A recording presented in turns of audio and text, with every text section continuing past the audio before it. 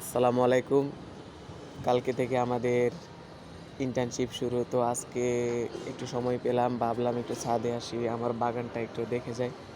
আমি আমার বাসার উপরে ছাদের মধ্যে ছোট একটি বাগান করেছি। তার মধ্যে যে ভালো গাছগুলো রয়েছে, ফল গাছ, ওইগুলো একটু বেশি রেখেছি। ১ম এ রয়েছে সুন্দর একটা বরই গাছ, অনেক ভালো জাতের একটা বরই গাছ এটা। তারপর রয়েছে বিভিন্ন গাছের জাত তো আছেই।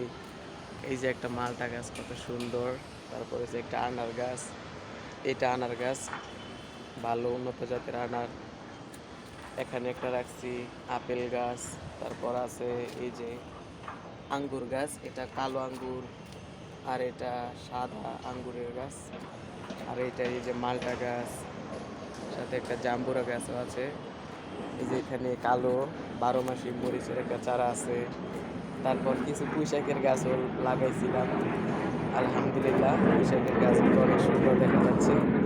এই যে একটা বোম্বাই মরিচের গাছ, তারপর সাথে আছে এই যে গোলাপ গাছ, আমার পছন্দের সব থেকে শখের গোলাপ গাছটা অনেক সুন্দর করে যত্ন করে লাগাইছি। এই যে দেখেন কত সুন্দর, এগুলো কলম কইরা নতুন কইরা অন্য জায়গায় চারা তৈরি করছি, আবার এখানে মূল গাছটা রাখছি।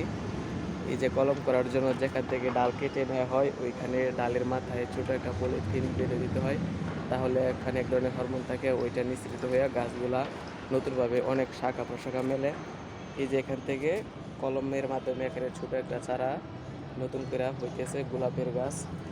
এখানে কিছু ধনেপাতা গাছ আছে, বিলাতি জাতের ধনেপাতা। তারপর এই যে এখানে ড্রাগন গাছ, পেঁয়াজ গাছ, রসুন গাছ, ওই যে আরও আছে পুঁইশাক গাছ। আসসালামু আলাইকুম, ভালো থাকবেন সবাই, আর আমার চ্যানেলটাকে সাবস্ক্রাইব করে দেবেন।